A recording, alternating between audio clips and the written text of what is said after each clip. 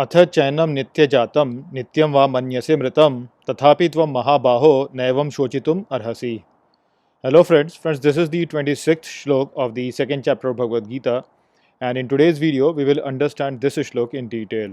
So let's first go over its meaning. So the shlok says Ath chainam nityajatam, which means if it takes birth continually and nityam va manyase mritam, you believe that it dies continually, tathapi tvam mahabaho, which means then also, O great armed one, nevam shochitum arhasi, which means you must not mourn.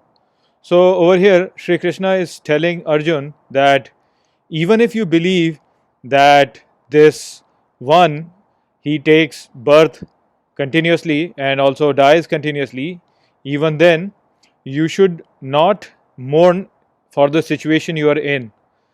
So this shlok actually is a very beautiful shlok, and it shows how Gita as such is not an ideological text, but it's more of a utilitarian text in the sense that it wants to help you cope with life instead of giving you some ideology.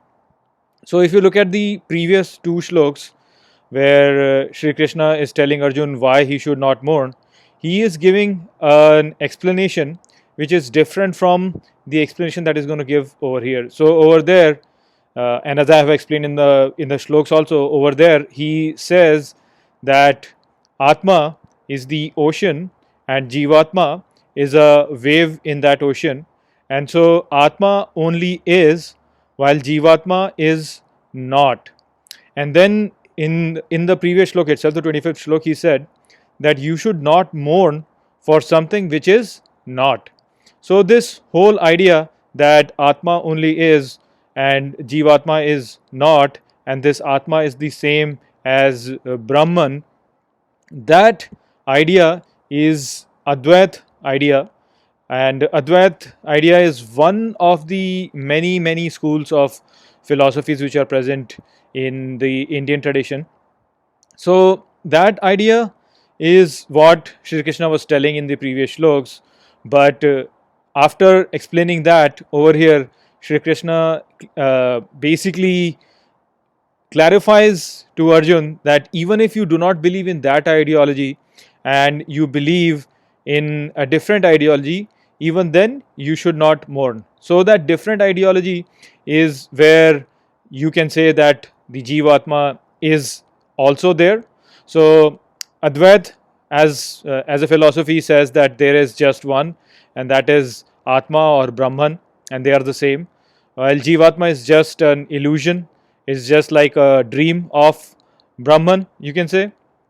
But there are other schools of philosophy, such as Sankhya schools of philosophy and the Nyaya school of philosophy, which do not believe in that ideology. Sankhya philosophy believes that the Jivatma, as such, there are many Jivatmas. They are all observers. So there are many observers who are observing this physical universe. This physical universe is what they call Prakriti, while the observers they call Purush, and they say there are many Purush which keep coming to birth and then die. So that philosophy believes in the existence of an individual Atma and assumes that it keeps on taking birth and death. Same thing is believed by the Nyaya philosophy also, which actually calls three different things to exist, which is the Jivatma, the Ishwar, which is God, and then the physical world. So these philosophies believe in the existence of the Jivatma. So Sri Krishna is telling over here, Arjun, that even if you believe that Jivatma is there, then also you should not worry about your situation. Now, why you should not worry about that situation is something that we will discuss in the next shlok, which is the 27th shlok.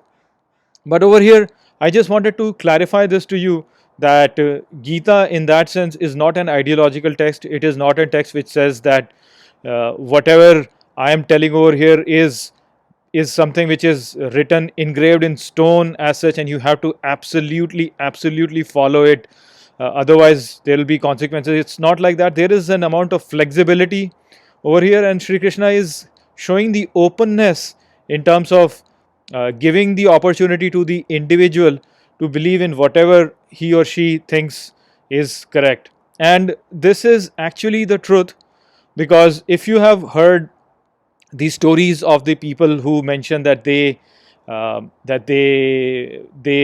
were reborn, the small kids who can remember their past lives, many of them actually also talk about meeting God. And what they say is that the God that they saw was the shape whatever they wanted it to take. This is something that you'll see again also in Gita, also mentioned, where Shri Krishna will say that whatever you worship with full faith, believing me to be there, I enter that thing. So basically, the divinity that we talk about, it takes the shape of whatever we believe in. If you believe in Advait, then you yourselves become the divinity. If you believe in Dvait, then divinity becomes something higher and you become a part of it, or you become someone who is going after it. So it's all very subjective. The truth can be very subjective. So Shri Krishna is not really imposing his own view on this. He is just letting the individual choose the path that he or she thinks is correct, and then he's giving a manual of how to behave in this life with that understanding. So that is something that you have to appreciate in Gita itself. So I hope I've explained this shlok well to you. With that, I'll close this video. I'll see you all in the next video. Take care.